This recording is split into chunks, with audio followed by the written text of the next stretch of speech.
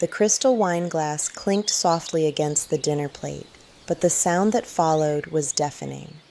It wasn't the laughter from the head of the table that made my hands freeze. It was the absolute silence that fell over the room right after my new son-in-law, Brandon, leaned back in his chair, adjusted his designer tie, and smiled at his friends. "Let's be honest," Brandon said, his voice carrying easily across the crowded dining room. "Arthur worked 40 years in high school administration just to hand us a pension that barely covers our weekend trips to Aspen. It's cute, really. Absolute pocket change." My daughter Clara didn't stop him. She didn't look at me. She simply took a slow sip of her champagne and let the room chuckle. They thought I was an old man who couldn't hear well. They thought 40 years of quiet service meant 40 years of complete foolishness. I didn't slam my fork down, I didn't raise my voice, nor did I demand an apology. Instead, I took a slow sip of my water, looked Brandon straight in the eye, and smiled softly. In my right jacket pocket sat my fountain pen.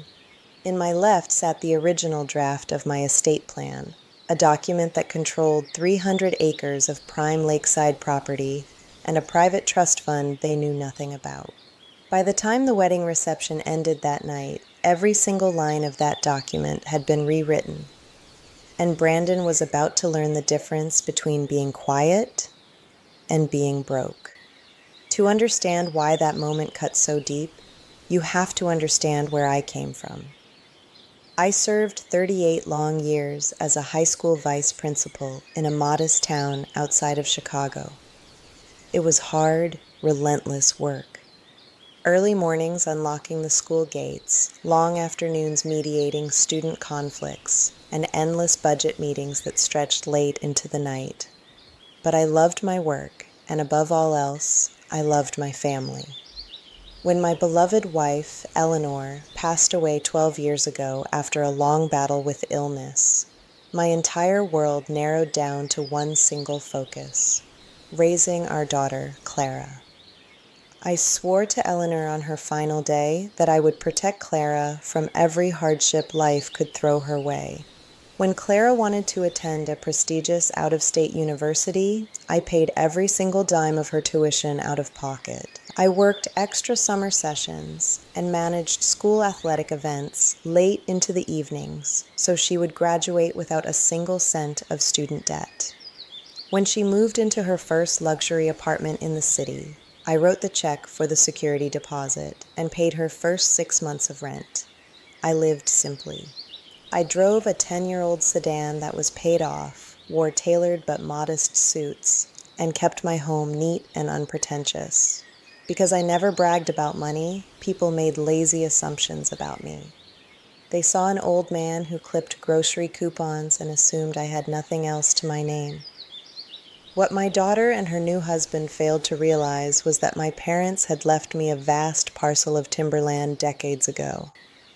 Over 40 years, while working my humble school job, I quietly invested in local real estate, secured high-yield government bonds, and managed the land with extreme care and patience. I wasn't just living on a school pension. My pension was simply what I used for daily groceries and tea. My actual estate was worth millions of dollars. I had planned to give almost all of it to Clara and her new family on her wedding day. I had a thick leather folder ready in my study, containing the title, Deeds to a Spacious 4-Bedroom Lake House and a Structured Trust that would guarantee her financial independence for the rest of her life. Then came Brandon. Brandon was 32, worked in corporate software sales, and wore his ambition like a bright neon sign. From the very first day Clara brought him home for dinner, he treated my modest house like a stepping stone. He made subtle, biting jabs about my old furniture, mocked my choice of car, and patronized my quiet lifestyle. I let it slide for 2 whole years. I chose peace over conflict because I believed he made Clara happy. I believed in grace. I believed that young men sometimes talk big to hide their own deep insecurities. But there is a very fine line between youth insecurity and arrogant disrespect. 6 o'clock, 11 o'clock. Phase 3, the escalation and the final straw. The wedding was held at an upscale country club overlooking the hills. I paid for the entire event out of my own pocket, writing a check for $55,000 without a single second of hesitation, because I wanted my only daughter to have the dream wedding her mother always wished for her. During the reception dinner, I sat at the head family table, surrounded by Brandon's wealthy parents, his corporate colleagues, and his high society friends. Throughout the evening, Brandon made continuous passive-aggressive remarks aimed at my expense. When my younger brother, Uncle Thomas, asked Brandon about their upcoming honeymoon plans in Europe, Brandon laughed loudly enough for 3 tables to hear. "Oh, we're flying first class to Greece," Brandon announced, swirling his glass. Clara's dad offered to contribute a little something, but you know how high school pensions are. We decided to pay for the upgrades ourselves so we wouldn't end up staying at a 2-star budget motel. A few people at the table shifted uncomfortably in their seats. My brother Thomas looked at me, his jaw clenched tight with anger. I placed a gentle, steady hand on Thomas's arm, silently signaling him to hold his peace. I was not going to ruin my daughter's wedding night over a young man's loud mouth. An hour later came the formal speeches. Brandon stood up at the microphone, champagne glass in hand. He thanked his parents, praised his college friends, and spoke endlessly about his upcoming business venture. Then, he turned his eyes toward my table. "And to Arthur," Brandon said, his tone dripping with patronizing warmth. "Thank you for raising Clara. You're a simple man of modest means, and while your pension might only be pocket change to guys in my industry, we appreciate the sentiment and the cheap wine." The room let out a faint, awkward wave of laughter. I looked over at Clara. She didn't frown. She didn't defend the man who had paid every bill of her life. She simply smiled weakly, looking down at her napkin, as if my dignity was a small price to pay for her husband's popularity. That was the exact second the scale tipped. It wasn't just that Brandon had insulted my 38 years of hard labor. It was that he reduced 40 years of sacrifice, discipline, and quiet love into a cheap joke, and my own daughter allowed him to do it. I didn't yell. I didn't raise my voice or throw my glass. I stood up calmly, walked across the floor to Brandon, patted him gently on the shoulder, and whispered, "May you always get exactly what you deserve, Brandon." He grinned broadly, assuming I was giving him my traditional blessing. He had no idea I had just delivered a solemn promise. At 10 o'clock that evening, while the music was still blasting downstairs, I slipped out to the parking lot, pulled my briefcase from the trunk, and drove 20 minutes through the rain to my estate attorney's private office. David Miller had been my attorney and closest friend for over 30 years. He had stayed late at his desk, knowing I was scheduled to come by after the reception to sign the final trust transfers. When I walked into his office, David had the original documents neatly laid out under the desk lamp: the lake house deed, the stock transfers, and the master trust fund, all naming Clara and Brandon as the sole beneficiaries of my life's work. "Ready to make them wealthy, Arthur?" David asked, smiling as he handed me a heavy silver pen. I sat down in the leather armchair, looked at the crisp white pages for a long, silent moment, and slowly pushed the stack back across the mahogany desk. "David," I said, my voice completely steady, "we need to tear these up and draft a completely new estate plan." David paused, pulling off his glasses. "Arthur, what happened? You've been planning this gift for 3 years. I realized I was about to commit a terrible mistake, I replied quietly. I was about to hand a fortune to a man who measures human worth by the size of a paycheck. I spent 40 years earning this estate with integrity. I will not use it to fund arrogance. For the next 2.5 hours, we reworked every single clause of my estate with surgical precision. First, the 4-bedroom lake house was completely removed from Clara's name. It was transferred into a permanent charitable foundation designed to provide free housing for retired low-income public school teachers. Second, my liquid trust fund, valued at $3.2 million, was locked into an irrevocable educational trust for my future unborn grandchildren with extreme legal boundaries. Neither Clara nor Brandon could access a single dollar of the principal or interest. The funds could only be disbursed directly to accredited universities for tuition fees once the children turned 21 years of age. Third, I added a specific clause regarding my primary residence and remaining liquid accounts. Upon my passing, everything would be liquidated immediately and donated to a local youth mentoring center I had helped build 15 years ago. Finally, I added a single legal codicil for Clara. She would receive a direct inheritance of exactly $100, accompanied by a bound, printed copy of my 40 years of bank statements, showing every dollar saved, every sacrifice made, and every single tuition bill I had paid for her in full. David looked over the completed documents, signed his witness line, and looked up at me. "Arthur, this is ironclad. They can hire every lawyer in Chicago, but no judge will overturn this. Are you 100% sure?" I took my fountain pen, signed my legal signature clearly on every single page, and closed the folder. "David," I said softly, "respect is not open for negotiation. If they believe my life's work is pocket change, then they should have no problem living without it." 4 months passed. The honeymoon was over, and Brandon decided it was time for them to purchase a luxury estate in an exclusive gated community. One rainy Sunday afternoon, Clara and Brandon called asking if they could stop by my house for coffee. They arrived dressed in expensive clothes, looking supremely confident. Brandon sat on my sofa, crossed his leather shoes, and pulled a glossy property brochure from his leather briefcase.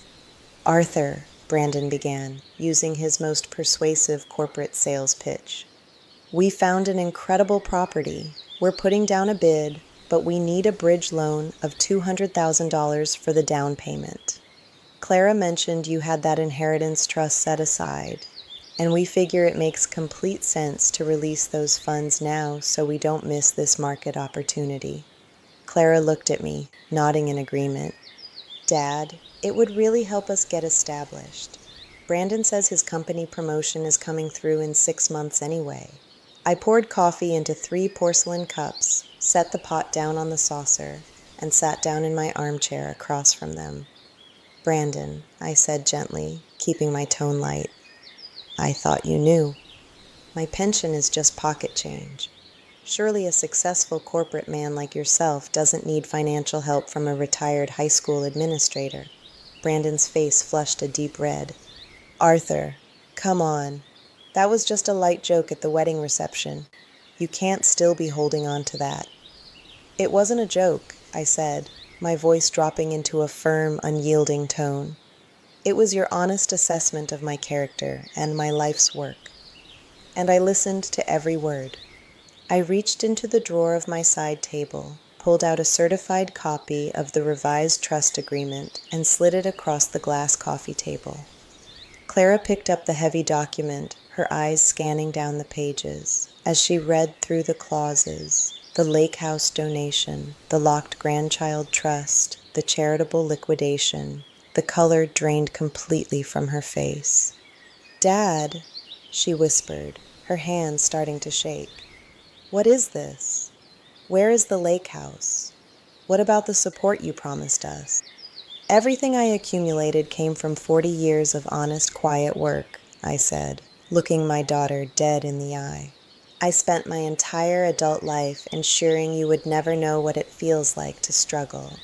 But I will not allow my sacrifices to be mocked by a man who hasn't built a single thing of his own."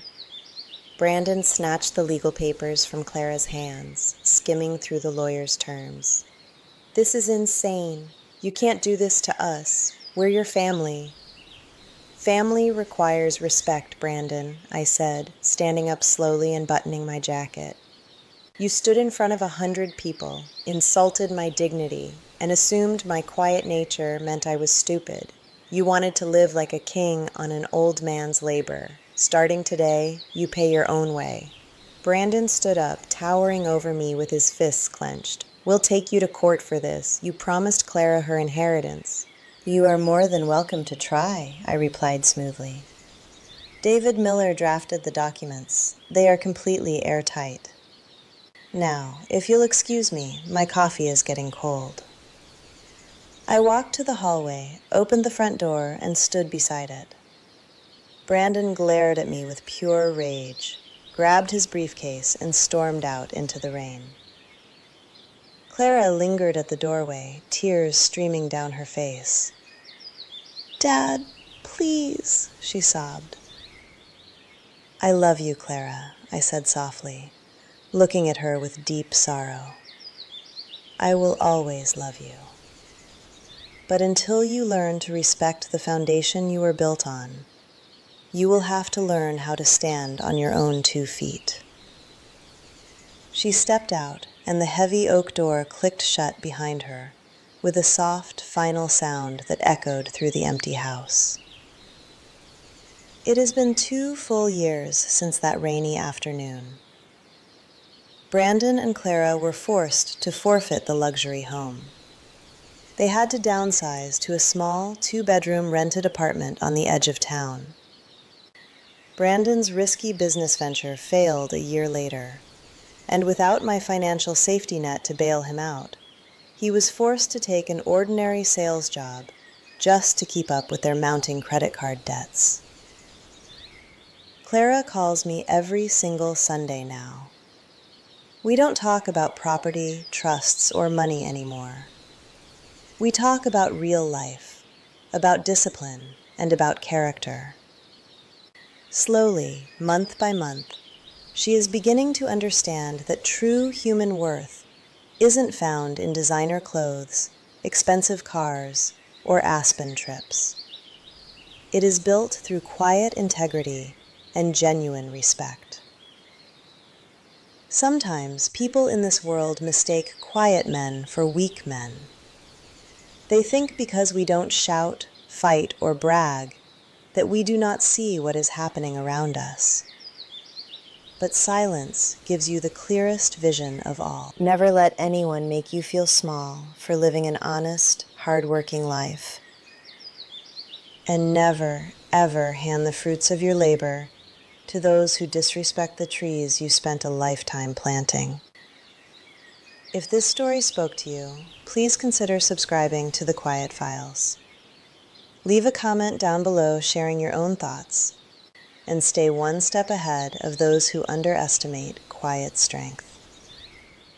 Until next time, keep your head held high and protect your peace above all else.